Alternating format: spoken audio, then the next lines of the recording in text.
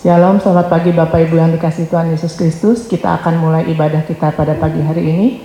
Jemaat, kita akan saat teduh sejenak.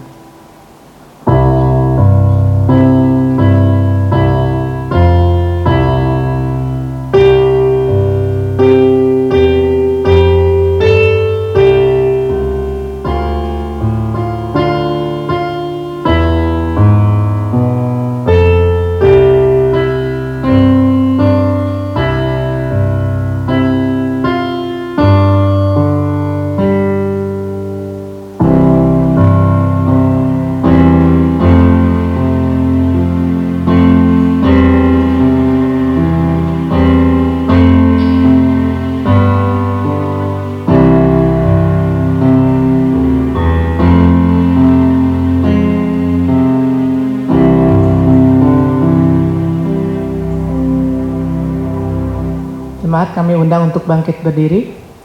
Pertolongan kepada kita ialah di dalam nama Tuhan yang menjadikan langit dan bumi, yang memelihara kesetiaannya sampai selama-lamanya, dan tidak pernah meninggalkan pekerjaan buatan tangannya.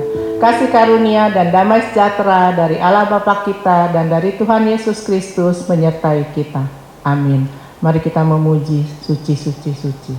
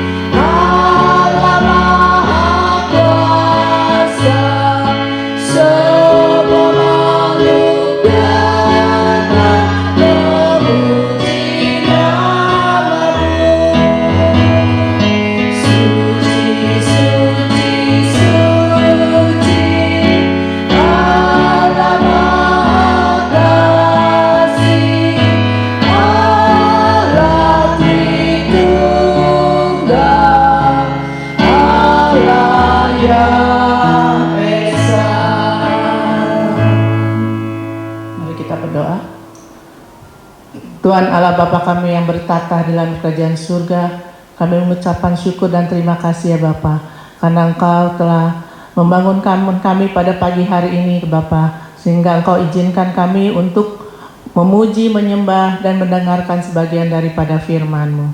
Bapa, kami mengucapkan syukur juga ya Bapa, sekiranya Engkau pimpinlah kebaktian kami ini dari awal hingga akhirnya. Dan sebelum lebih jauh lagi kami untuk memuji menyembah Engkau, sekiranya ampunilah segala dosa-dosa kami, sehingga kami layak untuk melayani Engkau ya Bapa.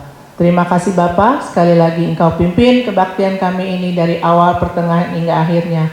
Hanya di dalam nama Tuhan kami Yesus Kristus kami berdoa dan mengucap syukur. Haleluya. Amin.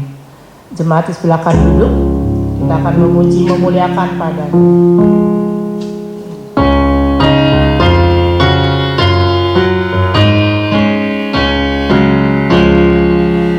Memuliakan Pada-Nya,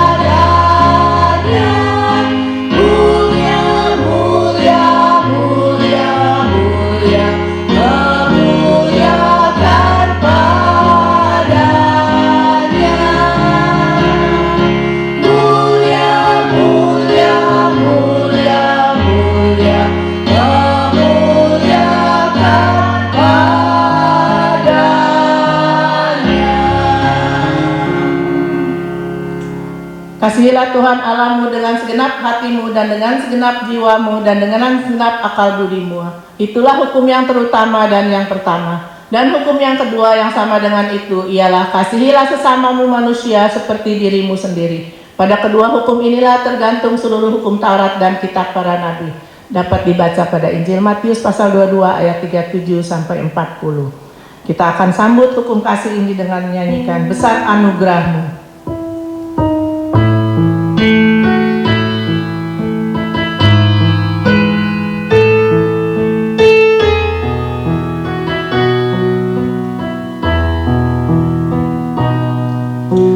Ada sebagaimana ku ada, berdiri menghadap katamu Bapa, semua karena anugerahmu yang telah selamatkanku. Hidup dalam segala kelimpahan, ku layak untuk melayani Tuhan. Semua karena anugerahmu tercurah bagiku.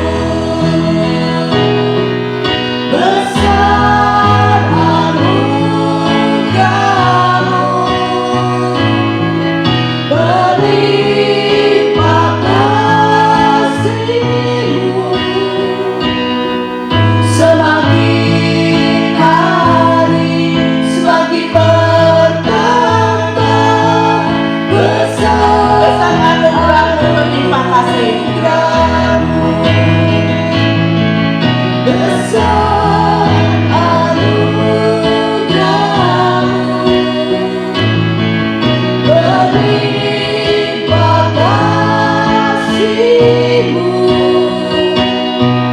semakin hari semakin bertambah. Besar anugerahmu berlimpah kasih. besar anugerahmu, berlimpah kasih-Mu, semakin hari semakin bertambah. Besar anugerahmu.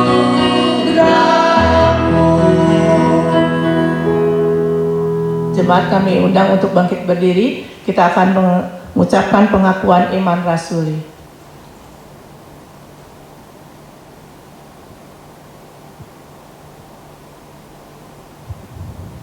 Pengakuan iman rasuli. Aku percaya kepada Allah, Bapa yang Maha Kuasa, Khalik langit dan bumi, dan kepada Yesus Kristus, anaknya yang tunggal Tuhan kita, yang dikandung daripada Roh Kudus, lahir dari anak darah Maria, yang menderita sengsara di bawah pemerintahan Pontius Pilatus, disalibkan, mati dan dikuburkan, turun ke dalam kerajaan maut. Pada hari yang ketiga bangkit pula dari antara orang mati, naik ke surga, duduk di sebelah kanan Allah, Bapa yang Maha Kuasa, dan dari sana Dia akan datang untuk menghakimi orang yang hidup dan yang mati. Aku percaya kepada Roh Kudus, gereja yang kudus dan am, persekutuan orang kudus, pengampunan dosa, kebangkitan daging, dan hidup yang kekal. Amin. Jemaat silakan duduk. Kita akan mempersiapkan persembahan kita pada pagi hari ini. Saya akan membacakan ayat. Hendaklah masing-masing memberikan menurut kerelaan hatinya, jangan dengan sedih hati atau karena paksaan. Sebab Allah mengasihi orang yang memberi dengan sukacita. Diambil dari 2 Korintus 9 ayat 7. Kita menyanyi hujan berkat.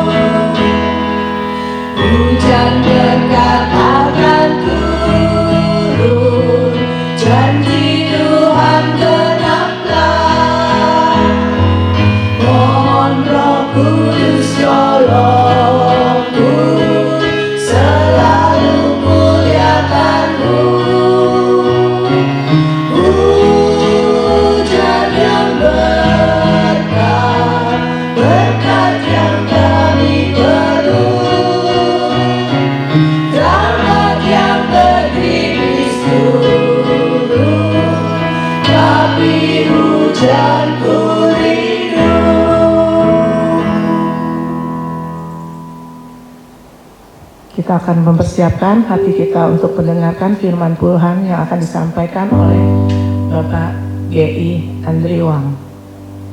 Kita akan mempersiapkan diri, kita akan memuji Tuhan, serahkanlah hidup.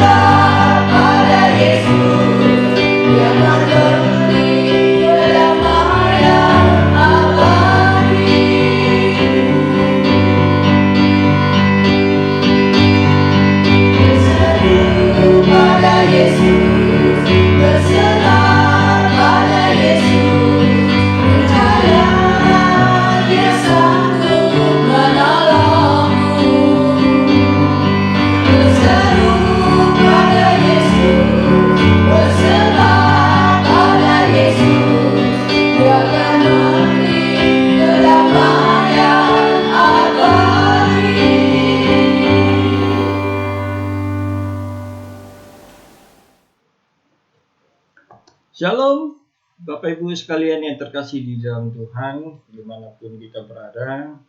Syukur hari ini kita boleh beribadah bersama-sama di dalam kondisi apapun yang Tuhan izinkan di dalam kehidupan kita. Saya mengajak kita untuk beribadah dan merenungkan firman Tuhan pada saat ini. Sebelum kita merenungkan firman Tuhan, baiklah kita masuk di dalam doa untuk memohon tuntunan Tuhan untuk boleh memberikan hikmat-Nya dan Roh Kudus bekerja di setiap kita. Mari kita masuk di dalam doa. Tuhan Allah kami yang kami bersyukur pada kesempatan hari ini ya Tuhan, Kau berikan kekuatan bagi kami, di mana kami rindu bersekutu dan menyembah Engkau ya Tuhan, di hadirat-Mu yang kudus dan khusus. Tuhan, kami mau serahkan di dalam kehidupan kami pribadi, lepas pribadi, pergumulan-pergumulan hidup kami boleh dapat ketenangan hidup, iman, percaya kami yang meneguhkan ya Tuhan. Saat ini ya Tuhan, kami mau persiapkan diri untuk boleh mendengar firman-Mu ya Tuhan. Berikanlah hikmat-Mu, pertolongan-Mu di dalam setiap pribadi kami ya Tuhan. Dan hamba juga berdoa ya Tuhan, biar kebenaran firman Tuhan ini boleh dijabarkan dengan kehendak-Mu saja demi kemuliaan-Mu ya Tuhan. Tuhan, kami mau serahkan ibadah pada hari ini ke dalam tangan Engkau. Pimpin kami ya Tuhan, sertai kami. Biarlah kami berdoa hanya di dalam Allah kami yang hidup, Yesus Kristus namanya. Amin. Bapak Ibu sekalian yang terkasih, hari ini kita akan membicarakan sebuah tema yang sangat menarik di dalam kehidupan kita, yang harus kita renungkan dan harus kita tahu jawabannya. Nah, tema apakah itu? Temanya adalah kunci mengalami kemerdekaan hidup. Saudaraku yang terkasih, untuk mengawali perenungan kita pada hari ini, saya akan berdasarkan firman Tuhan di dalam 2 Korintus 3 ayat 14 sampai 18. Kita akan sama-sama membuka firman Tuhan di dalam 2 Korintus 3 ayat 14 sampai 18. Demikian firman Tuhan. Tetapi pikiran mereka telah menjadi tumpul, sebab sampai pada hari ini selubung itu masih tetap menyelubungi mereka. Jika mereka membaca perjanjian lama itu tanpa disingkapkan, karena hanya Kristus saja yang dapat menyingkapkannya. Bahkan sampai hari ini, setiap kali mereka membaca kitab Musa, ada selubung yang menutupi hati mereka. Tetapi apabila hati seseorang berbalik kepada Tuhan, maka selubung itu diambil daripadanya. Ayat ke-17. Sebab Tuhan adalah roh, dan di mana ada roh Allah, di situ ada kemerdekaan. Ayat 18. Dan kita semua mencerminkan kemuliaan Tuhan dengan muka yang tidak terselubung.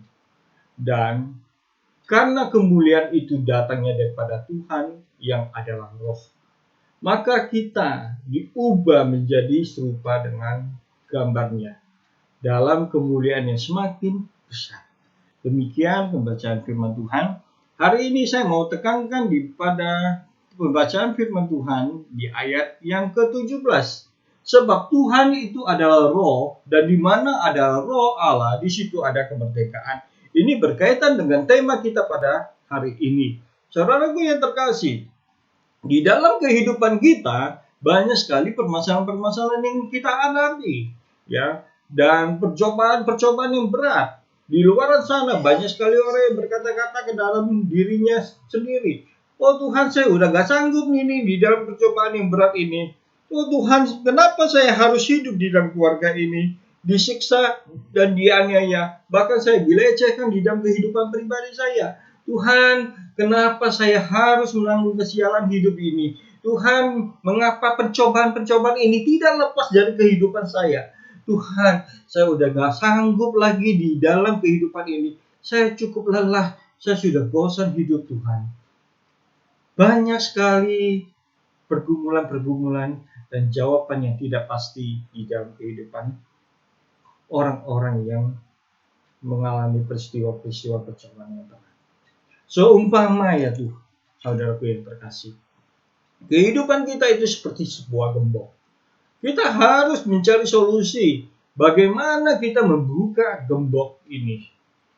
Yaitu kita membutuhkan sebuah kunci. Tapi jika kuncinya begitu banyak, kita harus mencoba satu persatu untuk membukanya. Mungkin ini tidak akan terbuka. Kenapa tidak akan terbuka? Karena kita tidak menemukan kunci yang pas untuk membuka gembok ini. Jadi apa yang harus kita lakukan? Kita selalu mencoba untuk membuka dan mencoba untuk membukanya. Apakah kunci ini ada kuncinya? Bukan. Saudaraku yang terkasih, pada hari ini berkaitan dengan tema kita mencari kunci mengalami kemerdekaan hidup. Demikian juga saya hari ini mau memberikan satu kunci yang pasti bagaimana kita membuka kunci kehidupan supaya kita dimerdekakan oleh Tuhan. Saudaraku yang terkasih, kita kembali pada 2 Korintus 3 ayat 14-18, di mana kita akan merenungkan firman Tuhan ini, di mana di dalam surat 2 Korintus 3 ini, Paulus ingin memberitakan sebuah kabar yang sangat baik kepada jemaat-jemaat di Korintus. Kenapa Paulus ingin memberikan kekuatan di dalam suratnya yang kedua ini? Karena di dalam peristiwa pada masa itu yang ditulis oleh Paulus di tahun 5 sampai 57 Masehi, surat ini ditulis Paulus di Makedonia di saat-saat jemaat-jemaat di Korintus sedang dilanda sebuah wabah, yaitu wabah pengajaran-pengajaran palsu dan nabi-nabi palsu. Dan Paulus punya kepentingan untuk meneguhkan iman jemaat-jemaat di Korintus. Bukan hanya itu saja, di Efesus juga terjadi pengajaran-pengajaran palsu oleh nabi-nabi palsu. Jadi Paulus punya tanggung jawab kepada pengajaran kebenaran firman Tuhan. Sehingga dia menulis surat 2 Korintus ini kepada jemaat-jemaat di Korintus melalui saudaranya sepekerja, yaitu Titus. Dan surat ini akan kita bahas bersama-sama, terkhususnya di pasal ayat pasal yang ketiga ayat 14 sampai ayat 18. Kita akan merenungkan sebuah tema, yaitu tentang kemerdekaan hidup. Dan kita harus menemukan kunci tentang bagaimana seseorang dimerdekakan. Bapak Ibu yang saudara yang terkasih, di dalam kehidupan pelayanan saya sering melayani di lembaga permasyarakatan dimanapun saya berada. Saya melihat banyak sekali rekan-rekan saudara seiman yang terjerumus di dalam perbuatan-perbuatan yang tidak menyenangkan secara hukum ataupun tidak menyenangkan hati Tuhan atau merugikan masyarakat. Mereka harus berada di balik jeruji. Mereka harus berada di dalam sebuah penjara. Mereka terkungkung, mereka terisolir di dalam kehidupan mereka. Mereka tidak punya kebebasan hidup karena mereka terhukum. Itulah yang terjadi di dalam kehidupan seseorang yang terpidana. Saudaraku yang terkasih, sesungguhnya manusia itu terpidana. Siapapun kita terpidana di dalam kehidupan kita. Kenapa saya katakan demikian? Karena kita manusia yang terlahir, kita terpidana dengan yang namanya dosa. Nah, hari ini saya mengajak Bapak Ibu sekalian, saudaraku yang terkasih, untuk merenungkan ke dalam kehidupan kita. Apa yang terjadi di dalam kehidupan kita? Di dalam firman Tuhan 2 Korintus 3 ayat 14 sampai 15 dikatakan bahwa kita hidup di dalam roh Allah. Dan saya mau mengajak Bapak Ibu sekalian, saudara terkasih, kita mau membahas tentang keberadaan ini. Saya mau mengajak saudaraku yang terkasih, kita melihat kehidupan manusia itu yang tadinya saya katakan kita sudah terbelenggu di dalam dosa. Kita juga punya kehidupan fase rohani di dalam kehidupan kita yang harus kita telah di dalam kondisi keberdosaan kita. Nah, saudaraku yang terkasih, Paulus menjabarkan di dalam surat Korintus, ya, dia menjabarkan dengan pembagian 3 fase di dalam kehidupan rohani manusia. Yang pertama, di dalam kata kehidupan manusia ini ada beberapa perdebatan konsep di dalam kehidupan manusia. Yang pertama, dikatakan bahwa manusia itu terdiri dari 3 elemen, yaitu tubuh, jiwa, dan roh, atau dikatakan dikotomi. Nah, hal ini dikuatkan di dalam firman Tuhan di dalam 1 Tesalonika 5 ayat 23. Dikatakanlah demikian firman Tuhan, biarlah engkau suci di dalam tubuhmu, di dalam jiwamu, dan di dalam rohmu. Ini adalah paham yang dianut oleh beberapa golongan seperti Gnostis yang mengatakan bahwa kehidupan manusia itu ada 3 elemen atau 3 trikotomi. Nah, terdiri dari rasio, keinginan, dan perasaan. Atau lebih dikenal dengan istilah kognitif, afektif, dan konatif. Saudara yang terkasih, ini ada beberapa golongan yang memperdebatkan bahwa hidup ini bukan 3 elemen, tapi hanya 2 elemen, atau disebut dikotomi. Ini adalah golongan reform yang meneguhkan pernyataan ini, bahwa mengatakan tubuh fisik manusia ini ada bagian luar, dan jiwa yang tidak kelihatan adalah di bagian di dalamnya. Dan Allah memberikan nafasnya atau nafasnya ke dalam manusia. Ini dikuatkan di dalam firman Tuhan, dikatakan di dalam Kejadian 1 ayat 26 sampai 27. Berfirmanlah Allah, baiklah kita menjadikan manusia menurut gambar dan rupa kita, supaya mereka berkuasa atas ikan-ikan di laut dan burung-burung di udara, dan atas ternak, dan atas seluruh bumi, dan atas segala binatang yang merayap, merata, dan di bumi. Maka Allah menciptakan manusia itu menurut gambarnya, dan menurut gambar Allah diciptakannya dia laki-laki dan perempuan diciptakannya mereka. Hal ini menjadi perdebatan antara dikotomi dan trikotomi. Tapi hari ini saya tidak membahas tentang kedua hal ini, saudara yang terkasih. Yang pasti yang akan kita bahas adalah kita diciptakan oleh Tuhan menurut gambar dan rupanya. Apa arti gambar Allah? Yaitu pemikiran dan kehendak Allah yang Allah berikan di dalam kehidupan kita.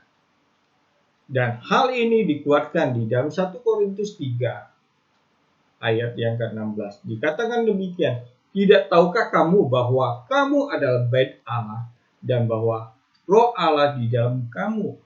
Jadi Allah memberikan rohnya, nefasnya ke dalam kehidupan manusia supaya manusia bisa menjadi serupa segambar dengan Allah, yaitu pemikiran dan kehendak yang Allah inginkan. Nah, saudaraku yang terkasih, di dalam kitab 2 Korintus 3, tulisan Paulus mengingatkan kita kembali bahwa untuk menjadi seseorang yang dimerdekakan harus mengalami beberapa fase. Di sini saya membagikan 3 fase. Menurut catatan istilah Yunani, ada 3 fase yang harus kita ketahui bagaimana seseorang bisa dimerdekakan di dalam rohani. Yang pertama, yaitu fase pertama, yaitu sarkikos. Sarkikos, yang pertama ada sarkikos, di mana keinginan daging atau manusiawi, ya, manusia yang hidup di dalam kegiatan tubuhnya.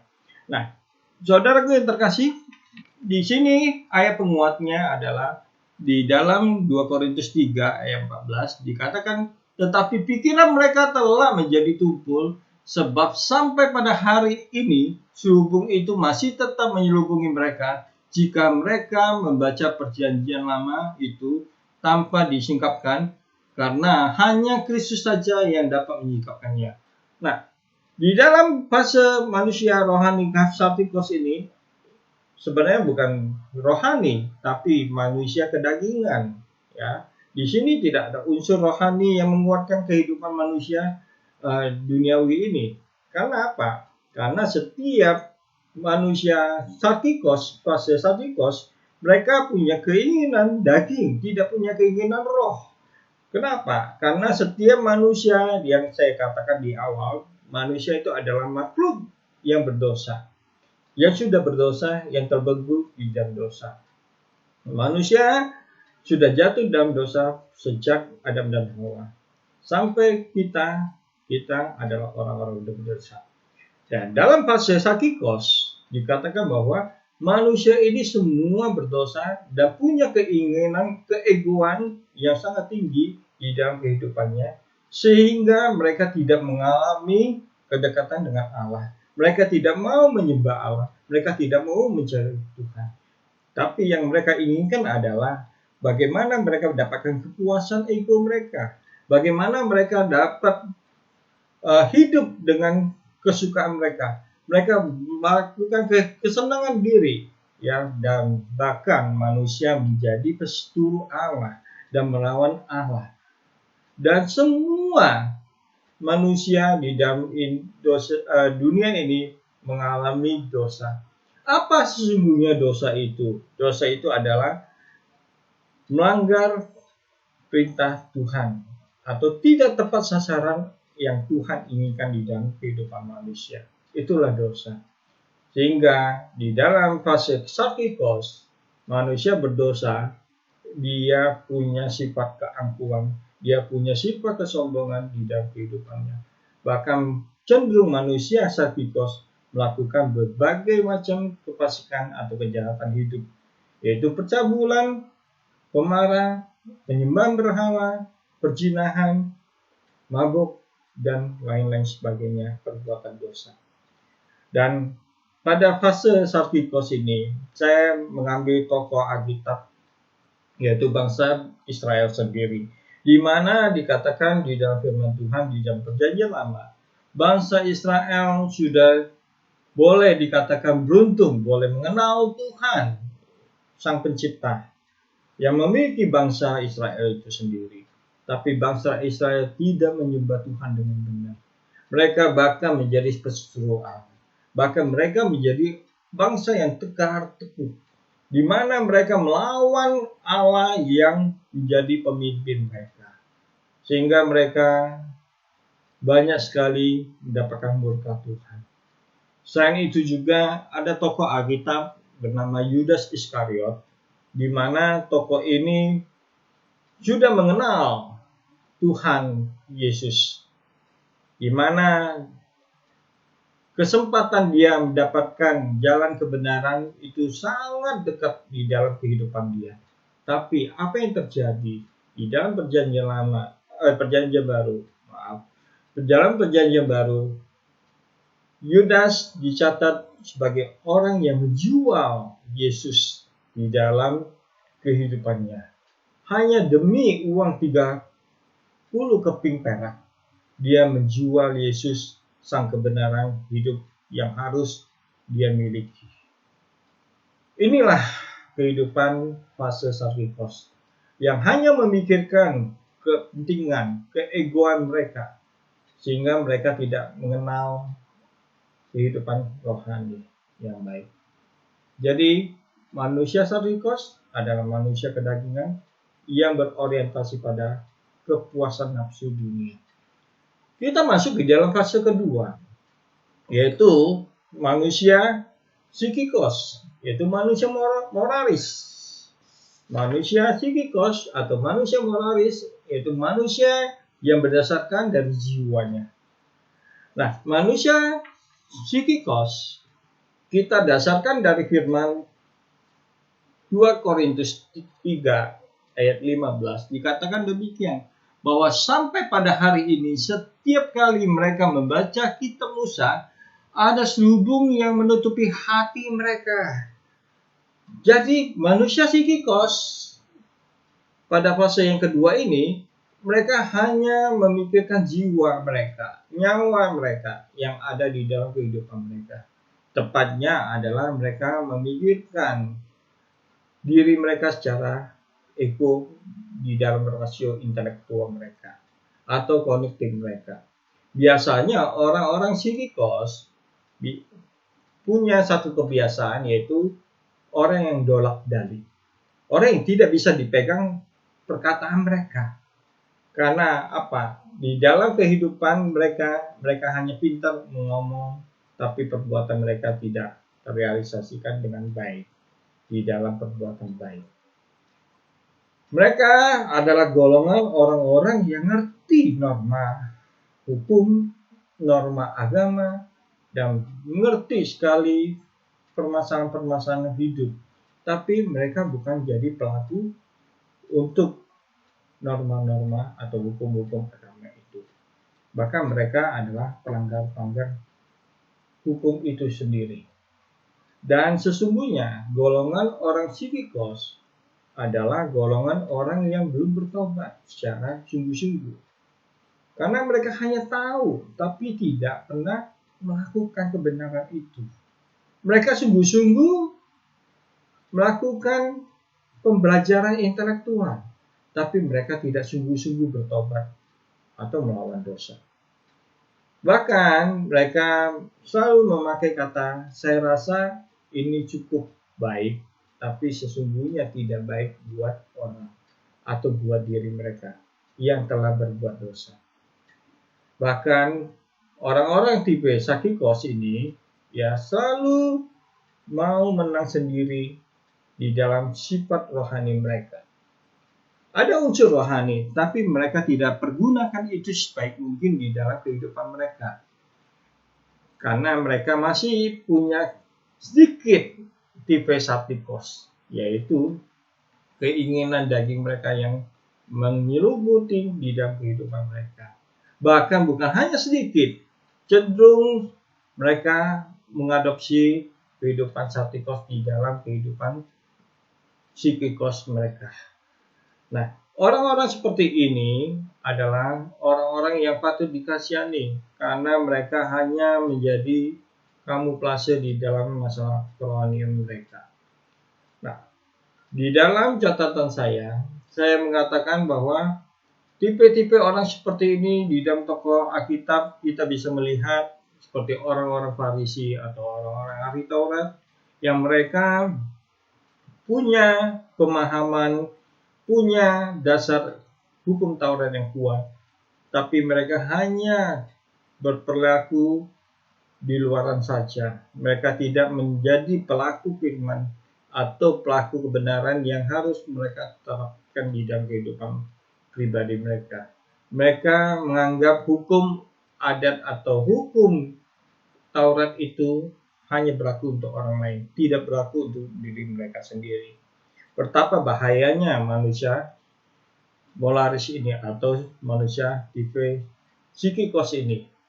Saudaraku yang terkasih, ini adalah fase yang kedua.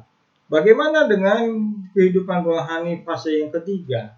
Yaitu kita lihat di sini fase yang ketiga, yaitu manusia pneumatikos, yaitu manusia rohani. Saudaraku yang terkasih, di dalam fase ini manusia yang hidup berdasarkan kegiatan rohaninya. Ini cenderung lebih baik daripada dua fase sebelumnya. Ya, di dalam firman Tuhan dikatakan di dalam 2 Korintus 3 ayat 16. Dikatakan demikian firman Tuhan, tetapi apabila hati seorang berbalik kepada Tuhan, maka selubung itu diambil daripadanya. Hal ini mengisyaratkan bahwa kita punya kehidupan dosa yang menyelubungi kehidupan kita, sehingga pada dua fase di depan kita membaca firman Tuhan, kita tidak mengerti, kita tidak melakukan firman Tuhan dengan baik di dalam kehidupan kita, karena ada selubung dosa di dalam kita. Tapi pada fase pneumatikos ini, kita punya kehidupan rohani yang lebih baik, yaitu selubung kita diambil oleh padanya. Kenapa bisa demikian? Karena hati kita berbalik kepada Tuhan, tidak berbalik pada keinginan daging kita, keinginan nafsu kita, keinginan jiwa kita.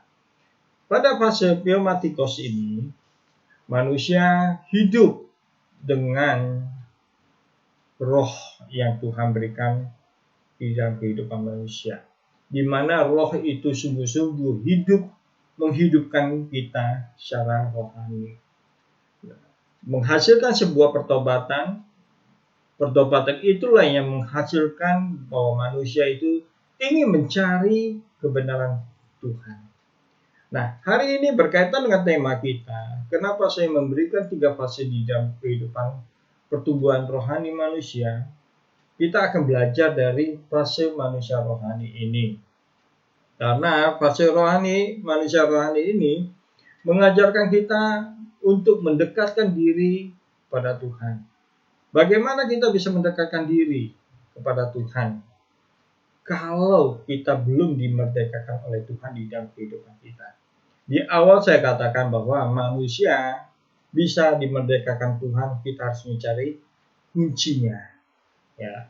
Di dalam 2 Korintus yang sudah kita baca, kita akan fokuskan kembali kepada 2 Korintus 3 ayat 17. Dikatakan bahwa sebab Tuhan adalah roh, dan di mana ada roh Allah, di situ ada kemerdekaan. Saudaraku yang terkasih, di dalam fase pneumatikos ini, kita belajar untuk hidup di dalam roh, supaya Allah hidup di dalam kita. Itu adalah kehidupan rohani yang baik, yang akan bertumbuh di dalam kehidupan manusia. Nah, di dalam catatan saya mencatat beberapa tokoh-tokoh Alkitab seperti Abraham, Ayub, ya, Daniel, Samuel, bahkan Nikodemus, bahkan ada seorang wanita pendosa. Dia bertemu dengan Tuhan dan berbicara dengan Tuhan. Tuhan Yesus memberikan dia air hidup, yaitu firman hidup di dalam dia. sehingga dia boleh mengenal kebenaran firman Tuhan, sehingga dia boleh dimerdekakan oleh Tuhan Yesus. Nah, saudaraku yang terkasih, banyak tokoh-tokoh di dalam Alkitab yang mengalami pneumatikos di dalam kehidupan mereka, yaitu mereka menjadi manusia rohani, yang tadinya manusia daging, keinginan daging, yang tadinya mereka adalah manusia psikikos yang hanya memikirkan diri mereka secara intelektual, tapi mereka tidak melakukan hal-hal yang menyenangkan Tuhan di dalam kehidupan mereka. Saudaraku yang terkasih, kita kembali kita melihat sudah 3 fase di dalam kehidupan rohani. Tapi kita belum menemukan kata kunci di dalam tema kita hari ini, yaitu kunci mengalami kemerdekaan hidup. Tadi dikatakan bahwa di dalam 2 Korintus 3 ayat 17, sebab Tuhan adalah roh dan di mana adalah roh Allah, di situ adalah kemerdekaan. Bagaimana kita bisa menemukan kunci kemerdekaan di dalam kehidupan kita? Yang tadinya kita orang-orang berdosa, kita bisa menjadi orang yang punya kehidupan rohani dekat dengan Tuhan. Bagaimana kuncinya? Saudaraku yang terkasih, saya harus kembali kepada ilustrasi saya. Ini ada kehidupan kita. Bagaimana kita mencari kunci yang tepat untuk bisa membuka kehidupan gembok hidup kita ini. Saya harus mencoba satu persatu untuk bisa membukanya. Tapi jika saya sudah tahu bagaimana kunci yang harus saya temukan untuk bisa membuka gembok kehidupan ini adalah kuncinya. Nah, bagaimana saya tahu? Saya mencari tahu, saudara yang kasih. Saya harus mencari tahu bagaimana kunci yang tepat untuk membuka gembok kehidupan supaya saya bisa masuk di dalamnya. Demikian juga kehidupan kita. Bagaimana kita bisa mengalami kemerdekaan hidup kalau kita tidak tahu kunci yang tepat untuk kita temukan di dalam kehidupan kita. Saudaraku yang terkasih, apa kunci yang membuat kita bisa mengalami kemerdekaan di dalam Tuhan? Di dalam kehidupan kita pribadi, terkhususnya, yaitu satu saja kuncinya, tidak banyak-banyak. Dari sekian banyaknya kunci, hanya ada satu kunci yang pasti, yaitu kunci yang bisa membuka gembok kehidupan kita. Apa itu? Yaitu kita harus mengalami Allah Tritunggal di dalam kehidupan kita secara khusus. Kita mengalami Allah Tritunggal di dalam kehidupan kita secara khusus. Allah Tritunggal yang terdiri dari pribadi Roh Kudus, Allah Anak dan Allah Bapa. Mengapa kita harus mengalami Allah Tritunggal di dalam kehidupan kita? Kita akan melihat di dalam 2 Korintus 3 ayat 17 dikatakan bahwa kita harus dimerdekakan di dalam Roh Allah. Ya. Roh Allah yang kudus. Kita berbicara tentang Allah, itu kita berbicara Allah yang extraordinary. Extra yang ordinary, yang sangat luar biasa di dalam pemikiran kita yang tidak kita bisa jangkau di dalam pemikiran kita. Itu tepatnya saudaraku yang terkasih. Dan kita berbicara extraordinary ini adalah bersifat supranatural di dalam kehidupan kita. Tapi kita mengalami hal-hal itu semua di dalam kehidupan kita. Bahkan yang bersifat hal supranatural ini menjangkau kehidupan rohani kita. Atas pertolongan siapa? Atas pertolongan Roh Allah yang hidup di dalam kita. Nafas Allah di dalam kehidupan kita. Nah, kita berbicara kunci kemerdekaan hidup kita adalah Allah Tritunggal, yaitu pertama, kita harus mengenal Allah Roh Kudus kita yang bekerja membebaskan kita dari belenggu dosa kita. Itu pertama. Itu yang sangat dasar di dalam kehidupan kita. Kemudian Allah Roh Kudus akan memberikan iman kepada setiap orang yang percaya. Setiap orang yang akan percaya. Di dalam Ibrani 11 ayat 1 dikatakan bahwa kita ini mendapatkan saving grace, anugerah khusus yang Tuhan berikan pada kita, Kita tidak melihat keberadaan Allah secara supranatural, tapi kita percaya pada Tuhan Allah melalui peran Roh Kudus di dalam kehidupan kita. Sehingga kita pun ketika kita percaya pada Tuhan, kita mendapatkan iman daripada Tuhan, kita juga dapat dilahirkan baru dari peran Allah Roh Kudus ini. Kita lihat satu kasus di dalam Perjanjian Baru, ada sebuah peristiwa di mana seorang tua berumur kurang lebih 70 tahun di dalam Kisah Yohanes 3. Orang tua ini mengenap-genap ingin bertemu dengan sang guru, yaitu Yesus Kristus. Apa yang dia inginkan daripada Yesus? Orang tua ini mencoba bertemu dengan Tuhan Yesus pada tengah malam. Siapa orang tua ini? Orang tua ini adalah Nikodemus. Dia ingin tahu apa yang Tuhan ingin berikan kunci dalam kehidupan dia, yang membuat dia penasaran di dalam kehidupannya. Nah, inilah yang dikerjakan oleh Roh Kudus untuk menuntun Nikodemus datang kepada Tuhan Yesus, untuk menemukan arti kehidupan yang dapat memerdekakan dia, yaitu tentang dilahirkan baru di dalam Kristus, di dalam Allah. Saudaraku yang kekasih, Allah Roh Kudus juga berperan untuk memimpin kita untuk memahami firman Tuhan dan mengenal Tuhan lebih dalam lagi di dalam kehidupan setiap kita. Bukan itu saja, bahkan Ia juga memimpin kita untuk diubah menjadi hidup yang baru, hidup yang berkenan kepada Tuhan, di dalam kekudusan, di dalam kesucian hidup kita. Yang jelas, Allah Roh Kudus membukakan diri kita untuk dimerdekakan daripada dosa kita. Nah, saudaraku yang kekasih, itu adalah peran kunci Allah Roh Kudus di dalam kehidupan kita. Yang kedua, kita melihat peran kunci Allah Anak di dalam Yesus Kristus yang memberi kita kunci kemerdekaan di dalam kehidupan kita. Kita harus mendalami Allah Anak atau Yesus Kristus di dalam kehidupan kita. Supaya apa? Supaya kita tahu dan mengenal siapa itu Yesus di dalam kehidupan kita. Siapa yang telah mengorbankan dirinya untuk mengampuni segala dosa kita. Siapa yang telah memerdekakan di dalam kehidupan kita dari segala dosa-dosa kita. Sehingga kita bisa terlepas secara jasmani dalam perbuatan-perbuatan dosa. Bahkan kita boleh hidup secara rohani yang dibenarkan di dalam Tuhan. Dan kita juga melalui Yesus Kristus, kita mendalami kehidupan suci dan kudus di dalam pribadi Kristus. Sampai kita bisa memikul salib di dalam kehidupan kita. Itulah yang membuat kita untuk lebih mengenal Kristus di dalam kehidupan kita.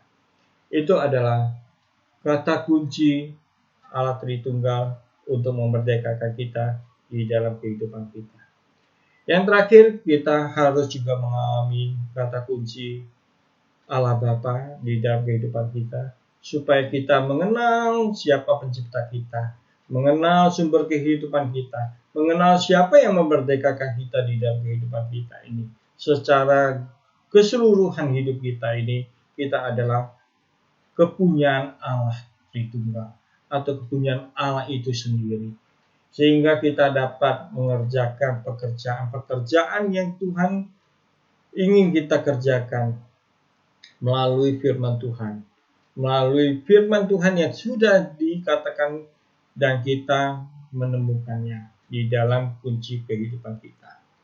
Nah, saudaraku yang terkasih, kita sudah memilih banyak kunci-kunci di dalam kehidupan kita. Tapi hanya ada satu kunci yang pasti yang bisa membuka kehidupan kita, yaitu kita mengalami Allah Tritunggal di dalam kehidupan kita, sehingga kita boleh dimerdekakan di dalam kehidupan kita.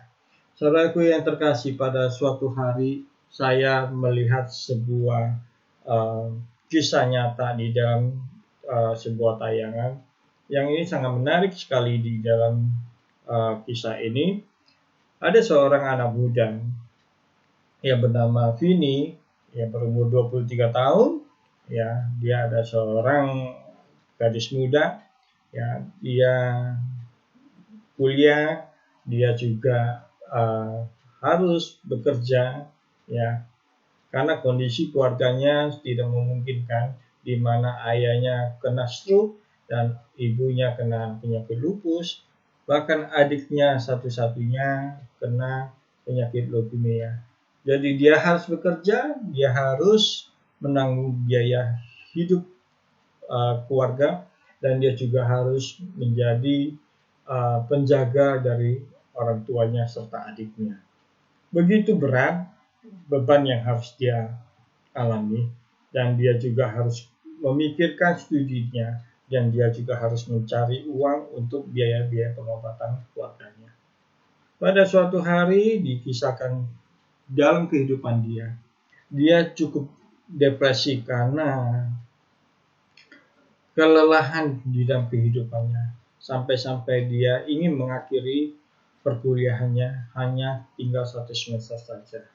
Bahkan dia juga terlalu berat di dalam kehidupannya, sehingga dia berkata di dalam dirinya pada Tuhan, Tuhan, saya tidak sanggup lagi untuk menjalankan kehidupan ini. Cukup berat buat saya. Tapi dia mencobai dirinya untuk tetap bertahan di dalam kondisi yang berat ini. Banyak sekali orang mendukung dia karena Vini ini adalah anak yang pintar, sehingga dosen-dosennya, rekan-rekannya itu mendukung dia dan memberi dia semangat untuk hidup kembali. Akhirnya dia boleh menyerahkan seluruh hidupnya kepada Tuhan yang dia sembah. Dia mau hidupnya dirubah oleh Tuhan. Dia mau dimerdekakan oleh Tuhan dalam segala belenggu permasalahan hidup dia. Dia tahu dia harus mengalami Tuhan di dalam kehidupannya. Apa yang terjadi ketika dia menyerahkan hidupnya kepada Tuhan? Ada banyak perubahan-perubahan yang terjadinya sangat luar biasa. Tuhan turut bekerja mendatangkan segala sesuatu hal yang baik pada kehidupan Vini ini. Pada setiap orang yang mau dekat, mau berbalik pada Tuhan. Demikian juga Vini. Dia mengalami banyak sekali perkara-perkara di luar pikiran dia. Maka dia boleh menyelesaikan pekerjaannya, dia boleh menyelesaikan perkuliahannya. Dan satu hikmat yang dia dapat beasiswa dari beberapa sponsor untuk dia boleh kuliah S2 dan S3-nya. Ini suatu kisah nyata yang sangat luar biasa, di mana ketika orang berbeban berat, dia boleh datang kepada Tuhan sebagai manusia pneumatikos. Dia datang kepada Tuhan untuk boleh hidup menjadi manusia rohani yang mau mencari kebenaran hidup, mau mencari kemerdekaan hidup, yaitu mengalami Yesus, mengalami Allah Tritunggal di dalam kehidupan dia. Di dalam 2 Korintus 3 ayat 18 ditegaskan sebagai kata penguatnya. Dan kita semua mencerminkan kemuliaan Tuhan dalam muka yang tidak berselubung. Dan karena kemuliaan itu datangnya dari Tuhan yang adalah Roh, maka kita diubah menjadi serupa dan gambarnya di dalam kemuliaan yang semakin besar. Saudaraku yang terkasih, ketika kita datang kepada Tuhan, menyerahkan seluruh keberdosaan hidup kita, dari manusia sartikos yang berdosa, kita masuk di dalam kehidupan pneumatikos, manusia rohani yang mau cari kemerdekaan hidup di dalam Kristus, mau di dalam Allah Tritunggal. Kita boleh dapatkan dimenangkan di dalam kehidupan rohani kita. Jika kita sudah menemukan kunci yang tepat, jangan kita mencari kunci-kunci yang lain. Hiduplah dengan kunci yang tepat di dalam kehidupan kita. Demikian kita sudah mendapatkan keselamatan di dalam Kristus. Janganlah kita membuang kunci Kristus di dalam kehidupan kita. Ketika kita sudah mengalami Allah Tritunggal di dalam kehidupan kita, janganlah kita membuang Allah Tritunggal di dalam kehidupan kita untuk boleh hidup di dalam Tuhan. Saudaraku yang terkasih, bagaimana kita bisa mengalami hidup yang dimerdekakan oleh Tuhan? Kita harus tahu bahwa kita diciptakan untuk menikmati Allah dan memuliakan Allah. Jika kita menikmati Allah, kita akan intim di dalam kehidupan kita untuk memuliakan Allah. Kita tahu bahwa kita diciptakan oleh Tuhan untuk boleh bersama-sama di dalam kehidupan rohani kita untuk menyembah Tuhan secara roh dan kebenaran. Itulah yang kita inginkan di dalam kehidupan kita. Itulah yang Tuhan inginkan di dalam kehidupan kita juga. Saudaraku yang terkasih, bukan hanya menikmati, tapi kita boleh memuliakan Tuhan di dalam seluruh aspek kehidupan kita. Hari ini kita sudah mengerti bahwa tidak ada kunci lain yang dapat memerdekakan kita. Hanya ada satu kunci yang pasti, yaitu mengalami Tritunggal di dalam hidup kita. Atau kita mengalami Allah di dalam kehidupan kita. Sehingga kita boleh sungguh-sungguh hidup di dalam Tuhan. Menyerahkan seluruh totalitas hidup kita ke dalam tangan Tuhan. Serahkanlah segala beban hidup kita, dosa-dosa kita ke dalam Tuhan. Sehingga Tuhan berkarya di dalam kita. Biarlah kita boleh dimerdekakan oleh Tuhan di dalam roh dan kebenaran. Biarlah segala kemuliaan hanya bagi Tuhan. Di dalam 1 Korintus 3 dikatakan bagi kita, tidak tahukah kamu bahwa kamu adalah bait Allah dan bahwa roh Allah diam di dalam kamu yang telah memerdekakan kita di dalam kebelenggu dosa kita. Saudaraku yang terkasih, saat ini kita mau menyerahkan seluruh totalitas kehidupan kita hanya di dalam Kristus saja. Mari kita masuk dalam doa. Tuhan Allah kami yang bersyukur, yang bertata di dalam kerajaan surga, kami bersyukur ya Tuhan, di mana kami boleh sungguh-sungguh menyerahkan seluruh kehidupan kami ke dalam tangan Engkau. Pimpin kami, sertai kami ya Tuhan, supaya kami boleh dimerdekakan di dalam Engkau ya Tuhan. Supaya kami boleh mengenal Engkau lebih sungguh lagi ya Tuhan. Biarlah kami boleh belajar arti kehidupan kemerdekaan di dalam Engkau ya Tuhan. Menikmati Engkau di dalam roh dan kebenaran ya Tuhan. Ajar kami ya Tuhan supaya kami boleh sungguh-sungguh hidup kudus dan suci di dalam Engkau ya Tuhan. Kami tahu ya Tuhan, beban hidup kami semakin hari semakin berat. Tapi kami tahu tangan-Mu tidak lepas dari kehidupan kami ya Tuhan. Kami mau menyerahkan seluruh ke dalam tangan Engkau saja. Mulai dari saat ini hingga selama-lamanya. Berkatilah setiap kami ya Tuhan. Sertailah kami, teguhkanlah iman kami ya Tuhan. Biarlah firman-Mu yang telah kami dengarkan boleh menjadi kekuatan bagi kehidupan kami. Kami berserah hanya di dalam nama Allah kami yang hidup, Yesus Kristus namanya. Amin. Sampai jumpa. Tuhan Yesus memberkati.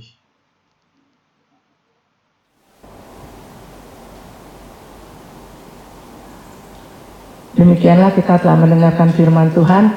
Kami atas nama majelis dan seluruh jemaat Gereja Kristus Kelapa Gading mengucapkan terima kasih kepada hamba-Nya yang telah menyampaikan firman-Nya. Kiranya Tuhan memakainya dan memberikan berkat kepada keluarganya. Tuhan memberkati.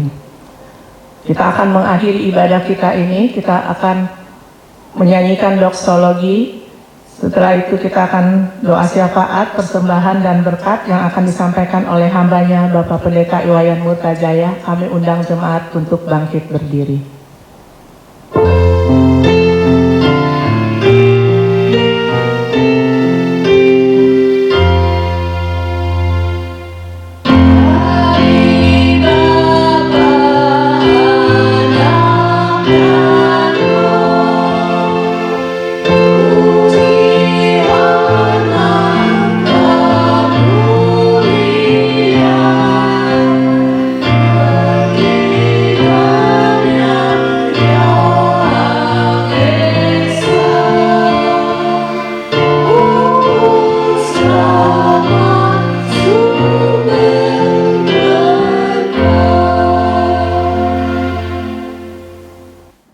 kita berdoa.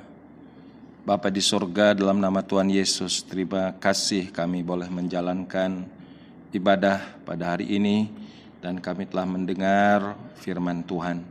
Biarlah kami tetap hidup di dalam otoritas pimpinan Roh Kudus, supaya kami boleh mengalami kemerdekaan dari setiap masalah-masalah yang kami alami. Karena Tuhan berkata, di mana ada Roh Allah, di situ ada kemerdekaan yang sejati. Terima kasih Tuhan untuk firman pada hari ini. Tuhan memberkati kami semua, ajar kami rendah hati, taat untuk mengikuti akan pimpinan Roh Kudus-Mu. Tuhan, hari ini kami berdoa mengingat tetap untuk bangsa negara kami Indonesia di tengah-tengah pemulihan ekonomi, di tengah-tengah juga pemulihan untuk mengatasi wabah COVID Corona ini. Tuhan, biarlah kiranya Tuhan terus menolong, menopangkan tangan, supaya pemerintah kami dalam perjuangan kerasnya, baik pemerintah pusat dengan pemerintah daerah, dengan seluruh instansi kelembagaan negara, semuanya ada terkoordinasi, ada kerjasama yang baik untuk boleh menjadi satu pemulihan secara global di Indonesia ini, bahkan juga di seluruh dunia. Terima kasih Tuhan, kami mengangkat dalam doa untuk jemaat-Mu di dalam seluruh pergumulan mereka di masa resesi ekonomi ini, di tengah-tengah sulitnya kehidupan sekarang ini. Disinilah kami boleh lebih bergantung kepada Engkau, berharap kepada Tuhan, mengandalkan Engkau, bukan mengandalkan kekuatan sendiri. Di sini kami tetap boleh peka mendengar pimpinan suara Roh Kudus, supaya hidup kami boleh semakin diperteguhkan, dikuatkan, dan kami boleh berjalan di atas persoalan, di atas badai, dan kami tidak diintimidasi, ditindis oleh masalah, tetapi kami bisa mengatasi masalah-masalah bersama dengan Tuhan di dalam pimpinan Roh Kudus-Mu. Berdoa untuk pekerjaan Tuhan melalui gereja-Mu sedang Kristus. Tuhan akhirnya terus menopang, memberkati. Biarlah keadaan kami sedang Kristus, walaupun memang sekian bulan kami tak bisa bertemu. Biarlah kiranya kami hamba-hamba Tuhan tetap menjaga hati kami untuk memperjuangkan hidup bersatu, hidup di dalam sebuah persekutuan yang indah, bisa menjadi kawan semitra, sehati sepikir dalam Tuhan. Sehingga dengan bersatunya kami sebagai hamba-hamba Tuhan, seluruh pengerja-pengerja, para diakon majelis gereja, seluruh jemaat, kami percaya pada waktu kami sehati sepikir dan kami boleh meninggikan nama Yesus, disitulah ada urapan kuasa Tuhan dan boleh terus mengembang dalam pekerjaan-pekerjaan-Mu. Terima kasih hari ini kami telah membawa persembahan kami kepada Tuhan. Engkau memberkati semua persembahan yang kami bawa kepada Engkau. Biarlah persembahan ini berguna untuk memuliakan nama Tuhan dan untuk mengembangkan dan juga meluaskan pekerjaan-Mu. Masing-masing kami telah memberi, kami percaya Tuhan sudah memberkati dan tetap memberkati dan terus berjanji untuk terus memberkati. Terima kasih Tuhan, inilah doa syafaat dan doa persembahan yang boleh kami bawa dalam nama Yesus Kristus yang mengajar kami semua berdoa demikian. Bapa kami di surga, dikuduskanlah nama-Mu. Datanglah kerajaan, jadilah kehendak-Mu di bumi seperti di surga.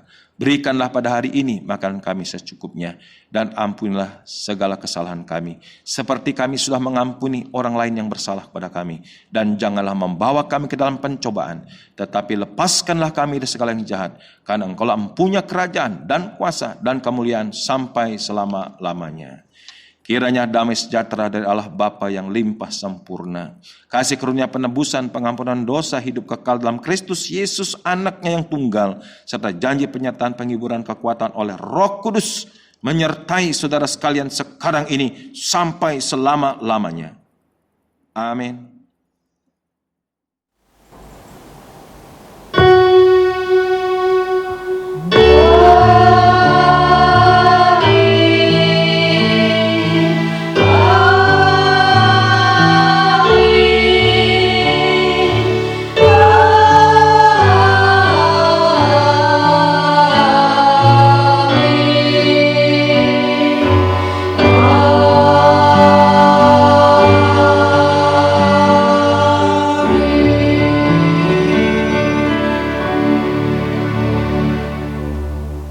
Mohon jemaat untuk duduk kembali.